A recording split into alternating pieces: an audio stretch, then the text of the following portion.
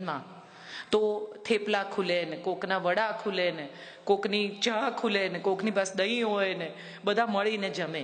હવે પ્લેનમાં બાજુમાં બેઠેલો માણસ ખાય ને એ પણ તમારી સામે જોતો નથી. આપણે કોઈને કેમ છો નથી પૂછી શકતા અજાણ્યા માણસ. અને કદાચ કોઈ તમને, દાખલા તરીકે મને કોઈ એરપોર્ટ પર ઓળખી જાય ને એમ પૂછે કે મેં તમને ક્યાંક જોયા છે, તો તરત આપણો ઈગો વચ્ચે આવે કે જોઈ હશે, મે બી, આઈ ડોન્ટ નો. હા, હું કાજલ છું, તમે મારો વિડીયો જોયો હશે, આવું કહેતા આપણો ઈગો આપણને રોકે છે. માણસ પોતાની, આજે જ હમણાં જ જયભાઈ અહીંયા ગોઠવતા હતા ત્યારે વાત નીકળી તો એમણે કહ્યું કે ઓકવર્ડ લાગે તમે ગોઠવતા હો તો. ત્યારે જયભાઈએ કહ્યું કે જે માણસ પોતાનું કામ કરવામાં નાનમ અનુભવે એ માણસને તો જીવવાનો અધિકાર જ નથી. બહુ મોટી વાત છે. અને હું એમને નવી પેઢીના પ્રતિનિધિ એટલા માટે ગણું છું કે આ વાત નવી પેઢીને મારી ઠોકીને કયા જ કરે છે કે એમાં કશું ઓકવર્ડ નથી. પોતાનું કામ કરવામાં શું ઓકવર્ડ છે? આપણી સંસ્કૃતિ છે. આપણે ત્યાં તો બધા જાતે જ કામ કરતા હતા.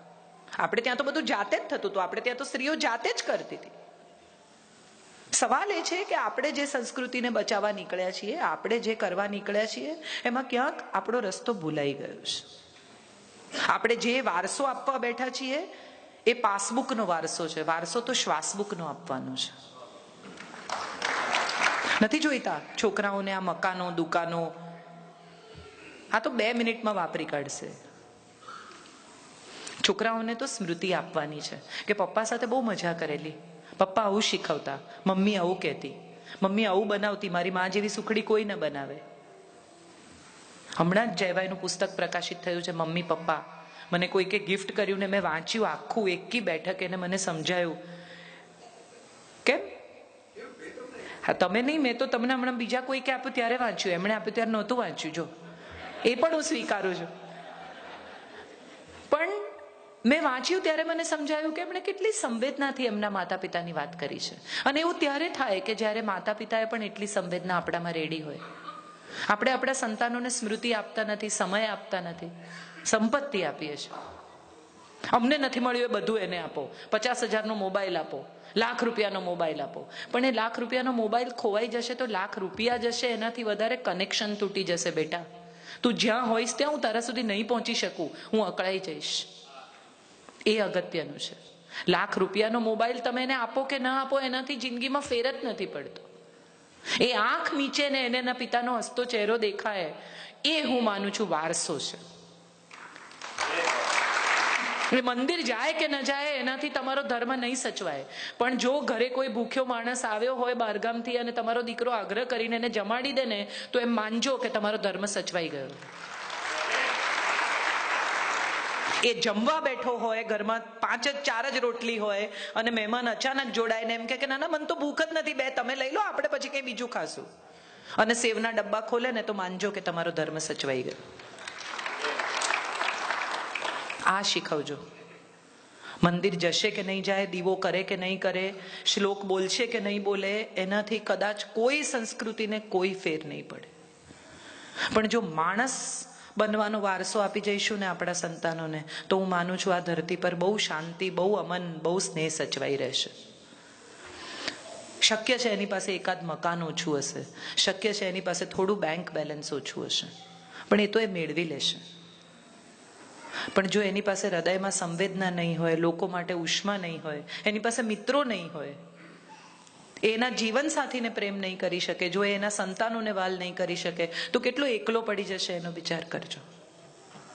હું માનું છું આપણે જે આપવાનું છે ને એ આ વારસો છે. દુનિયામાં ક્યાંય પણ વસો, તમારી ભીતર આ સ્નેહ હશે, તમારી ભીતર આ વાલ હશે, તમારી ભીતર આ સંવેદના હશે ને એ તમારા સંતાનને આપી શકશો ને, તો હું માનું છું તમે એને એટલું બધું આપીને જાઓ છો કે તુજે પ્યાર મિલે ઇતના કે જીવન મેં ના સમાય, પલક બંધ કર લૂં કहीं છલક હી ન જાય. આટલું જ હું માનું છું આપવાનું છે. છેલ્લી મારી વાત કહીને આ વાત પૂરી કરીશ, પછી આપણે જયભાઈને સાંભળીશું. બહુ એક સરસ વાર્તા મને બહુ ગમે છે કે એક શેઠ હતા, એને કોઈ દિવસ બહારગામ જાય નહીં, ક્યાંય જાય નહીં. એના દીકરાને એકવાર એમણે કહ્યું કે મારે બધા વાણોતરોને મળવું જોઈએ યાર, મારે ક્યાંક તો બહાર જવું જોઈએ ને. તો કે હા જાઓ, તમે મળો બધાને. એટલે કે ભાઈ તું ભાતું બધું બરાબર મૂકજે, મને કોઈને ઘેર ખાવાનું ફાવતું નથી. કે ભલે કંઈ વાંધો નહીં, બધું મૂક્યું છે. નીકળ્યા. પહેલા ગામમાં પહોંચ્યા અને ત્યાં બધા લોકો ટોળે વળે, શેઠ સાહેબ આવ્યા, શેઠ સાહેબ આવ્યા, મારે ઘેર નાસ્તો કરજો, મારે ઘેર જમજો, મારે ઘેર આમ કરજો. એટલે શેઠે જોયું કે ના ના હું તો લાવે છું. એમણે જોયું તો અંદર કોઈ ડબ્બો નહીં, કશું નહીં. અરે બાપરે! એટલે તો ગયા, કોકને ત્યાં નાસ્તો કર્યો, કોકને ત્યાં જમ્યા, વળી આગળ ગયા. જે ગામમાં જાય ત્યાં લોકો ટોળે વળી જાય અને એમને ખવડાવે ને પીવડાવે ને આ કરે ને માન આપે ને. ફરીને શેઠ 8, 10, 15 દિવસે ઘેર આવ્યા અને દીકરા પર તૂટી પડ્યા કે તને શરમ ના આવી? તે તો કીધું મેં બધું ભાતું મૂક્યું છે ને મેં બધું આમ કર્યું છે ને કશું નહોતું અંદર. એટલે એનો દીકરો હસ્યો ને એણે કહ્યું કે આ જેટલા લોકોએ તમને ખવડાવ્યું ને એ તમારું ભાતું છે. અહીંયા જેટલા લોકો આવ્યા ને આપણને મળવા, પૈસા લેવા, પૈસા આપવા, એ કોઈ દિવસ જમ્યા વગર ગયા નથી. અને માટે એ લોકોએ તમને ખવડાવ્યું. ભાતું ડબ્બામાં નથી હોતું, ભાતું હૃદયમાં હોય છે. આપણે આપણા સંતાનોને જો હૃદયમાં ભાથું બાંધી આપીશું ને તો ડબ્બા ખાલી હશે તો બહુ ફેર નહીં પડે. સંસ્કૃતિની જાળવણી કરવા માટે કોઈ પણ પ્રકારની જ્ઞાતિ, જાતિ, રિવાજ, કર્મકાંડની જરૂર નથી.